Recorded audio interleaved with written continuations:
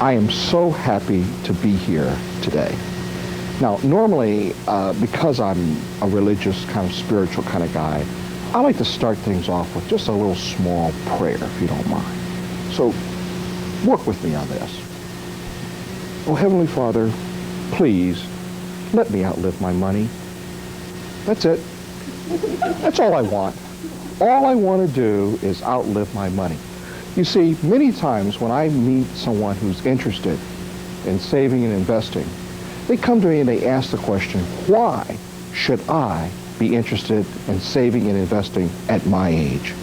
I ask them to close their eyes and just imagine this: old, sick, broke.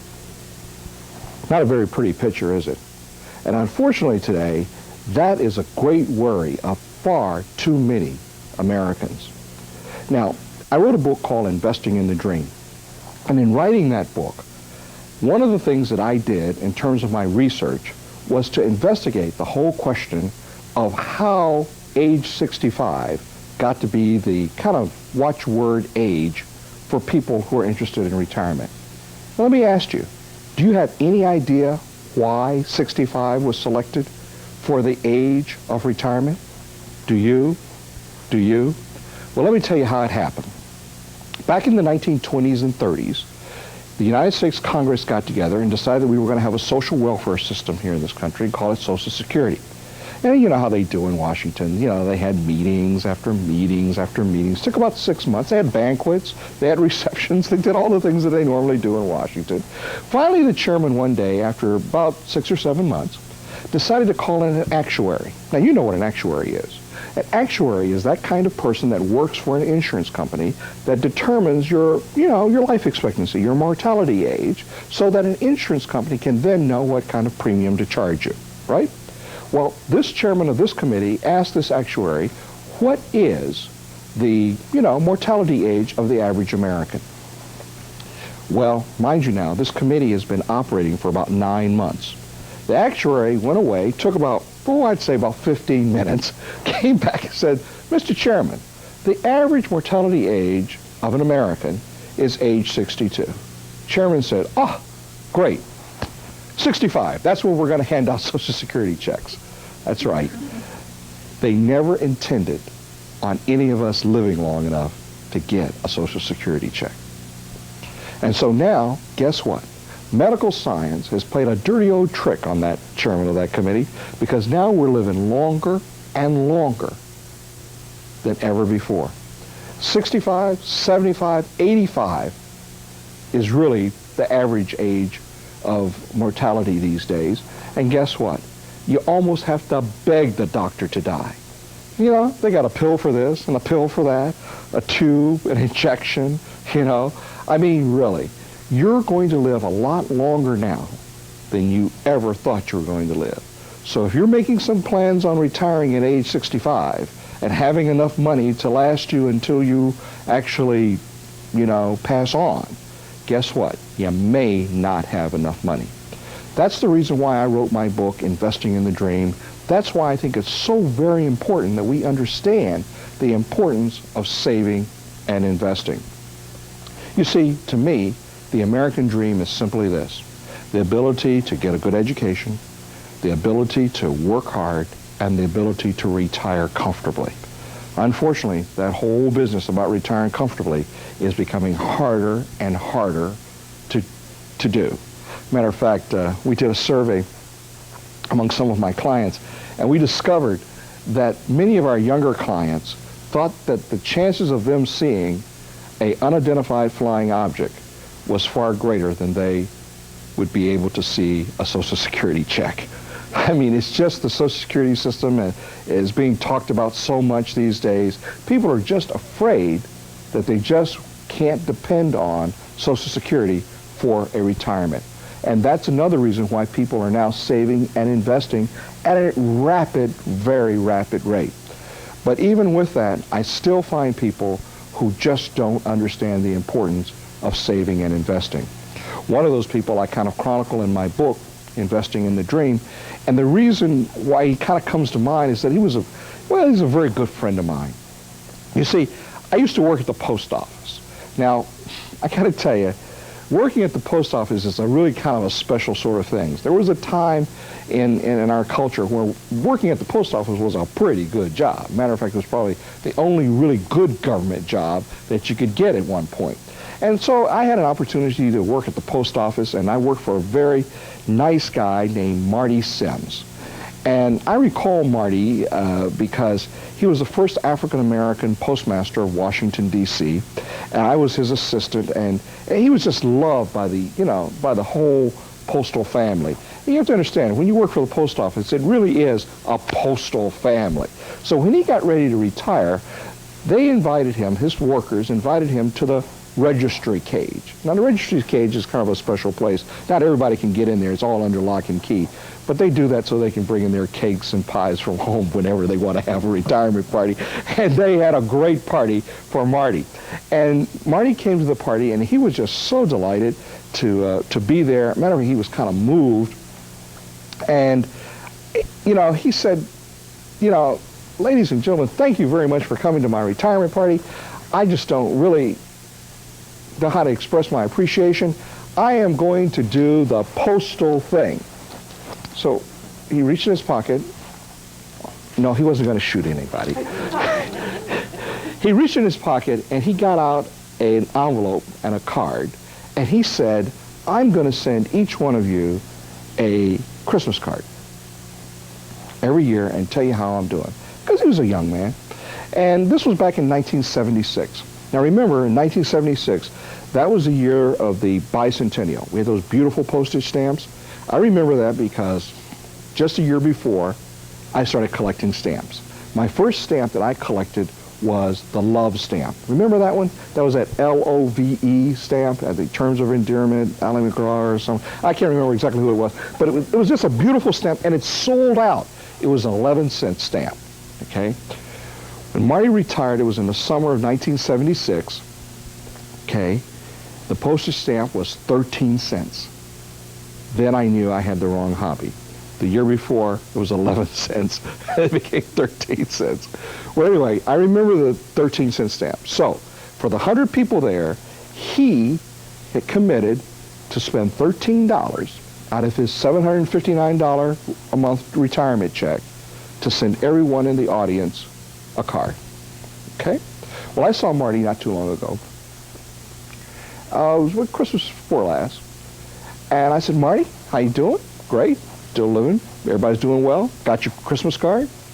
But Marty, that $13 that you had committed to sending us the cards, 13 cents stamp, $100, $13, stamp is now 32 cents. That's a $32 commitment. And your pension, still $7.59? Oh, by the way, Marty, stamp's going up in January to 33 cents. So next year you're going to have a $33 commitment. And this is America, ladies and gentlemen. It's going to be 50 cents sooner or later. In other words, even if you do nothing, inflation will put you in a situation where you're going to have your money grow. And that's why it's so important that we learn to save and invest.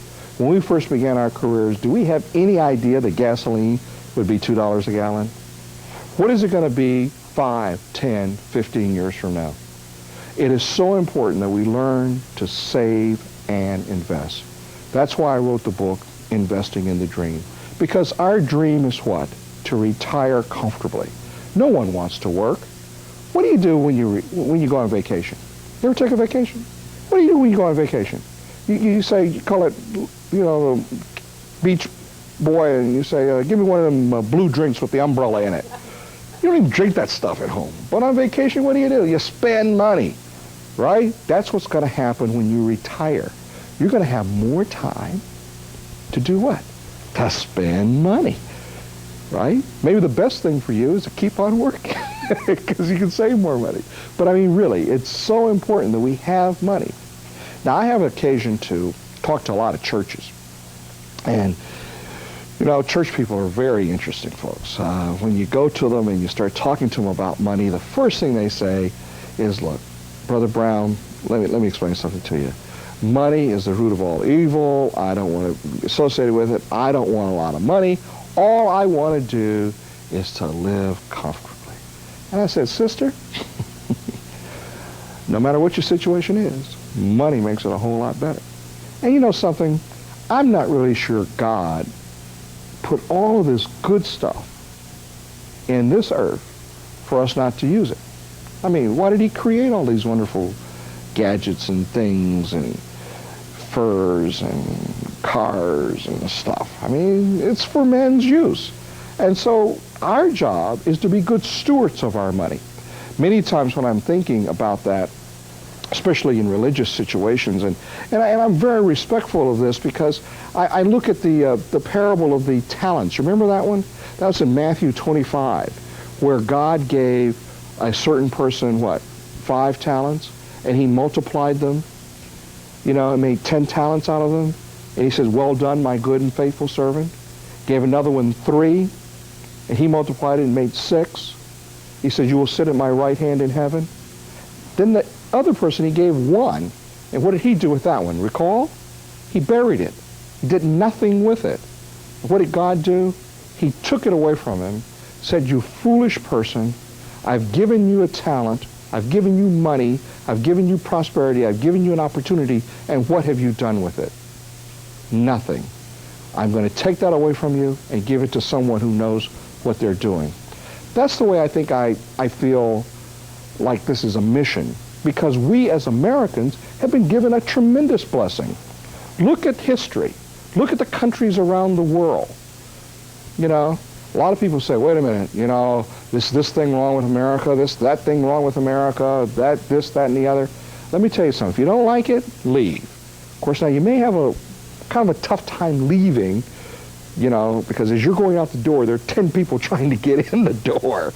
But you have to understand that we have a great opportunity here in this country. We have great prosperity in this country.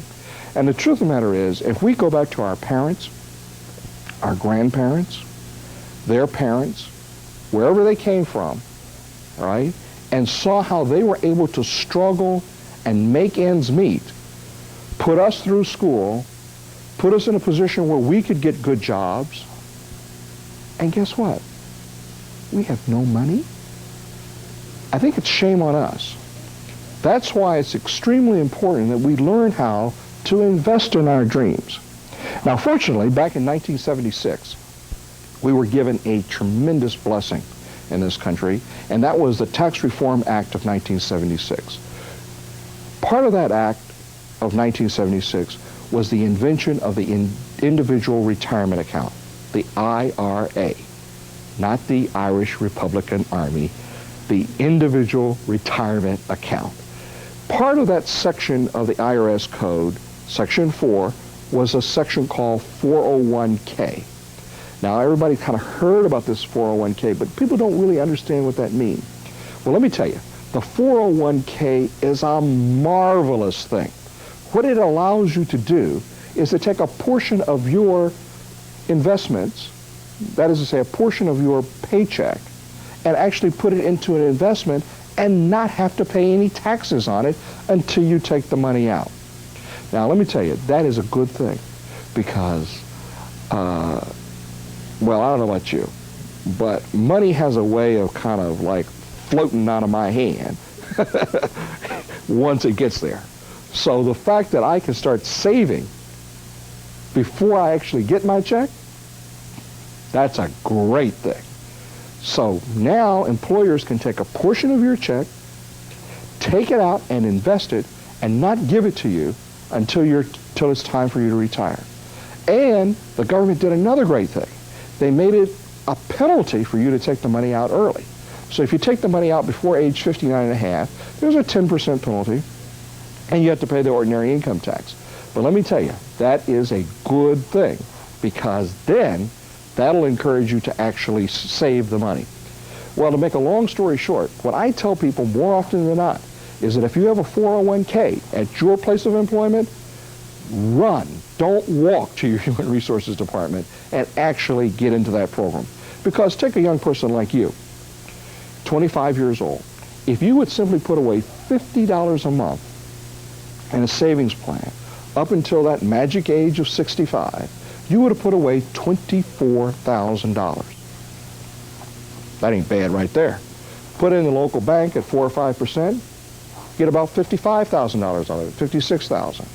But put it into a mutual fund that pays about 12% average rate of return over that period of time, you'd have over $600,000. So we edge that up instead of $50 a month to $100 a month. Okay? $5 a day. One Big Mac Happy Meal. Okay? Guess what? That $100 turns into $48,000, and put it into a mutual fund paying around 12%, you have over $1.2 million. That's why it's so important that we learn the importance to invest in our dreams, to invest in our futures, and to prepare for retirement. Thank you very much for coming out today. I hope you've gotten something out of this. Investing in the Dream is my book, and I'm so happy that I've had an opportunity to tell you about it. Thank you. Money is what we work for and what we need to live a comfortable life. But not all of us see money in the same way. So where do we get these attitudes about money? Do our racial and ethnic backgrounds affect the way we look at money? Since ethnic background affects our life experiences, it's hard to say that it does not affect how we spend and what we think about spending and saving. Let's look at the numbers. According to a recent study, Black and Hispanic consumers spend a higher percentage of their income on housing, food, and clothes than whites.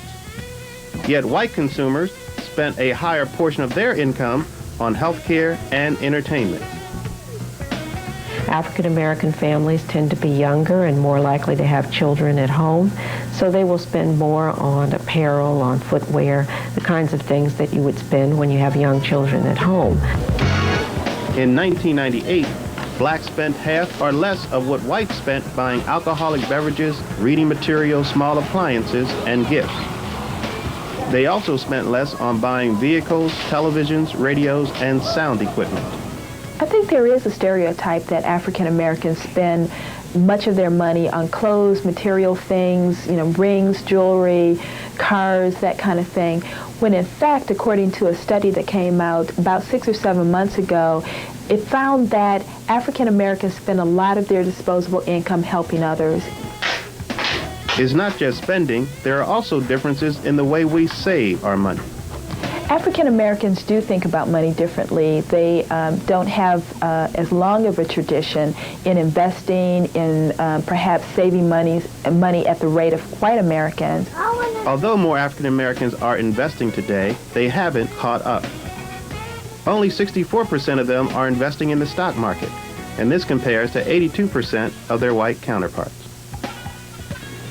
Welcome to MoneyWise. Joining us this week are Charles Gonzalez, a financial planner and the author of Yes You Can, Si Se Puede, Every Latino's Guide to Building Family Wealth, and Jesse Brown, also a financial planner and author of Investing in the Dream, Personal Wealth Building Strategies for African Americans in Search of Financial Freedom. I want both of you to tell me, does race really affect the way people are managing money, Charles? Well, I believe, with respect to the Hispanic or Latino community, that it has a great influence on the reality of their ability to do that today.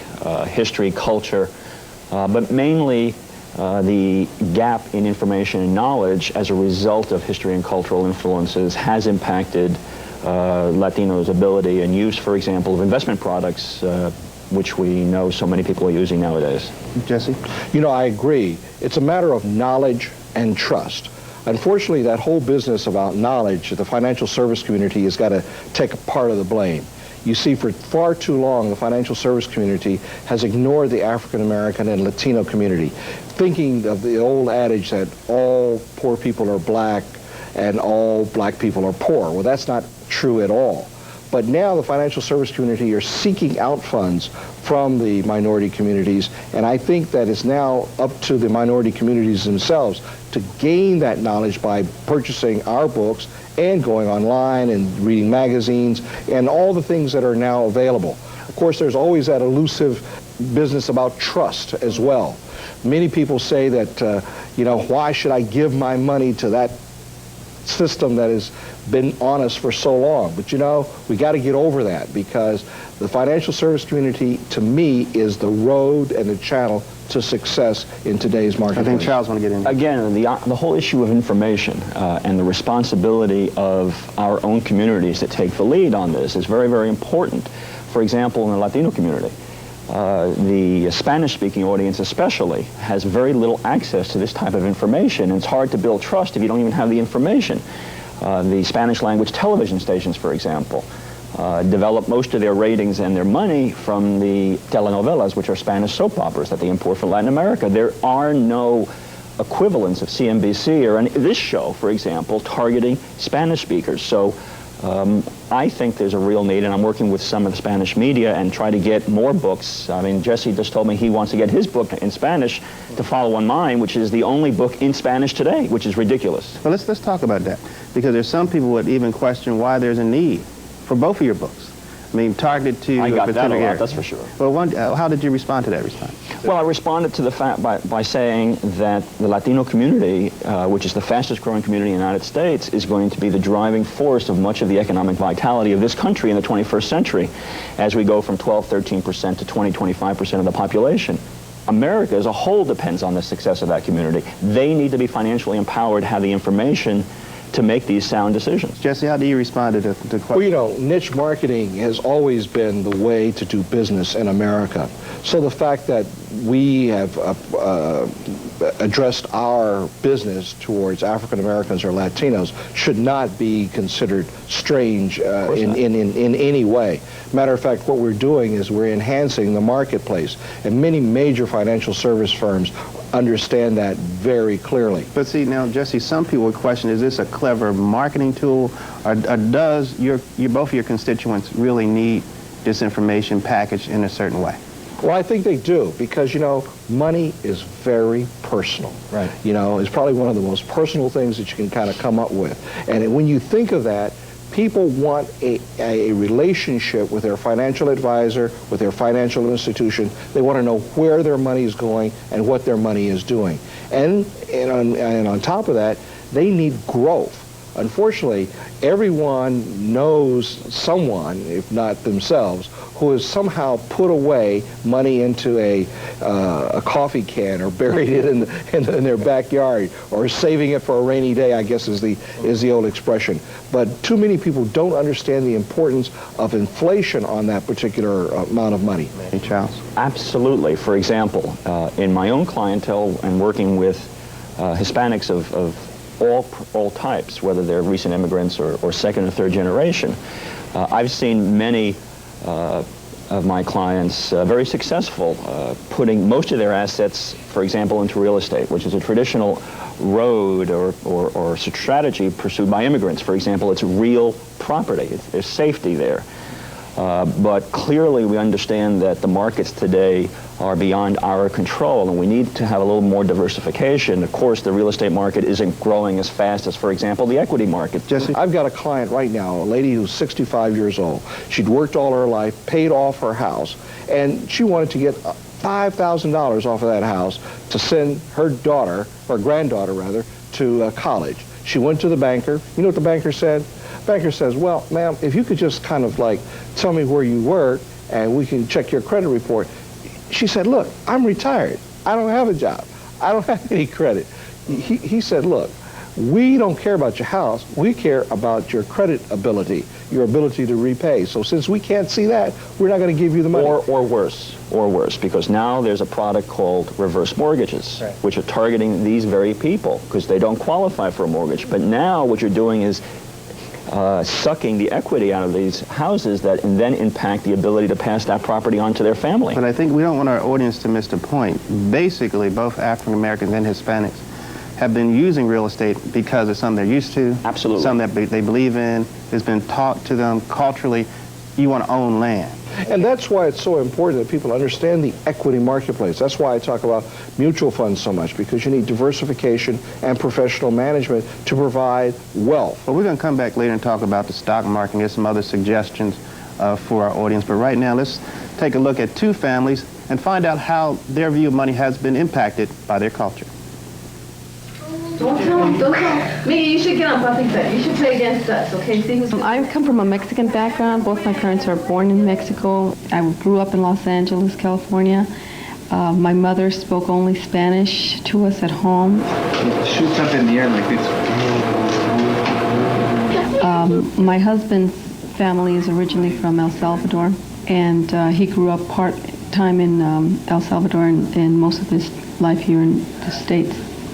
When Rosa Flores' family came to the United States, they brought their own unique attitudes about money. Primarily, I think in our culture, we do tend to look at it in terms of not only money for supporting ourselves, but supporting our families. Rosa's family also saw money as one way to make a better life, an attitude Rosa inherited. We didn't have a lot of money around, so I knew that it meant to get money, I had to work to get it. Like Rosa's, Emily Chu's family came to the U.S. with their own attitudes about money. My parents are from Taiwan, but my husband's parents are originally from China. You know, when we were young, my parents always taught us that, always save money, don't be wasteful, saving money for the rainy day. The way that my parents raised us is that when we have something extra, we always put it in the bank. Traditionally, Chinese, they don't like to invest money in stock or mutual fund. And also we know that some Asians will buy houses so that when it becomes time to send their kids to college, they can sell those houses and pay for the college tuition. Okay. All right. The main thing is, we know that the money is hard earned, it's hard won, and so you don't want to just squander it away, because it's very easy to do in this country. Nale, smile. We're trying very hard to teach our children about our ethnic background. We're making sure that they're exposed to the language, the culture, the people, with everything we're involved in, from dance classes that my daughter takes, Mexican dance classes, to Spanish school where we take both of our children. So they're very exposed to it, even though they're not growing up the way we did in that very ethnic environment. I tried it. My family is unique in the way that we sort of carry the tradition of having the three generations living together under one roof. Because you see that a lot in the olden days, and also maybe in Taiwan or China, where you have the grandparents and then the parents and then the kids all living together. And right now, because I have a little baby, my parents have moved in with us to help out with the child care. And I think that it's of primary importance that I teach her about her culture and her background. There are several Chinese schools in Virginia, right? Mm-hmm. Annandale. I think the Chinese culture, the heritage, is a wonderful heritage, and she should be proud of that, and she should never forget that. Charles, what can we learn from these families? Great stories, both of them, and very similar in many respects. The Hispanic woman was fascinating. I have so many clients just like that. The word risk really permeates the discussion here, and avoidance of risk, and it's a classic response to immigration.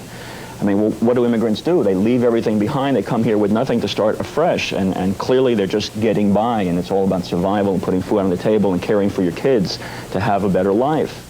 But therein lies the dilemma, the savings dilemma, because they realize that it's very expensive, and it's very important to get ahead of inflation. That's why I think that the stories of the Hispanic lady and the Asian couple, that it's so important that they now understand that it is important to save but also invest. But Jesse, you mentioned a couple times inflation. And some people say that inflation is under control now. Why you bring up inflation?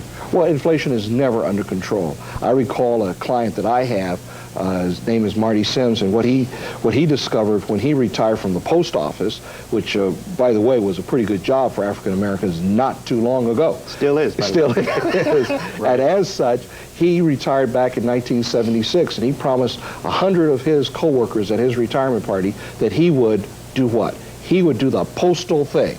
No, he wasn't going to shoot anybody. He was going to give them a Christmas card each and every Christmas. Well, back there in 1976, the postal card cost 13 cents. So he committed $13 out of his $790 monthly retirement check to send out these cards. Well, I saw him not too long ago, and by the way, the card costs 33 cents now, and I understand it's going up to 34, maybe even 50 cents sometime soon. So he's now committed almost $35 out of that.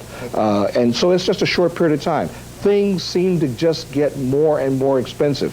Let's bring this home to our people. First, let's talk about attitude, because this also came up. I know in your book you talk a lot about attitude. How important is attitude as it relates to building wealth, especially for people of color?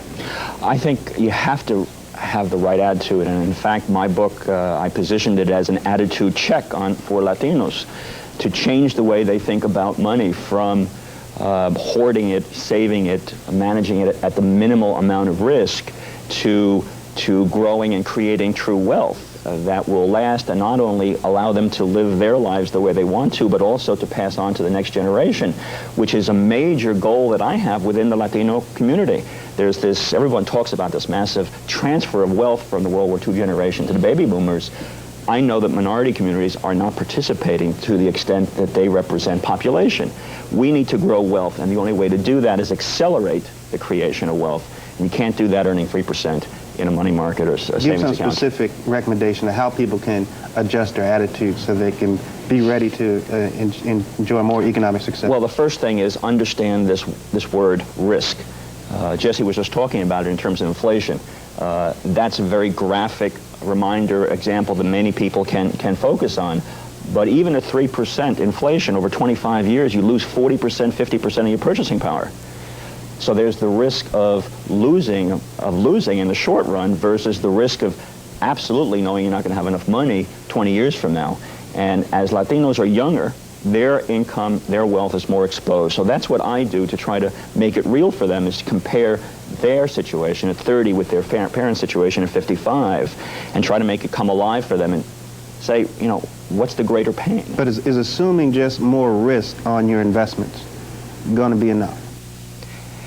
No, I mean, they have to be clear on what their true goals and objectives are and think intelligently and have a written plan for that and understand what are the different aspects of their wealth that they need to address. You know, that's an important point about goals, because too many times people just don't have goals in front of them. Right. As I often say, more people spend more time planning their summer vacation than they do their financial future.